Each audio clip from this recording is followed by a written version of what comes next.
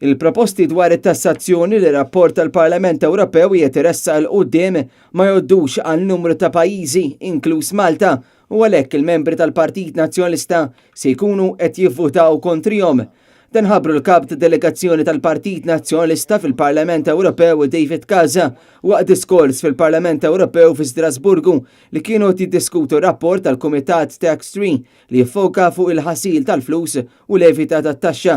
Ma nistgħu qatt naċċettaw li jkun hawn proposti li għandhom għan wieħed li jorbtulna jdejna ta' kif niddeċiedu fuq is-sistemi tat-taxxi tagħna. David Casa qal li fil-Parlament Ewropew id-deputati għandhom dejjem jiddefendu liċ-ċittadini.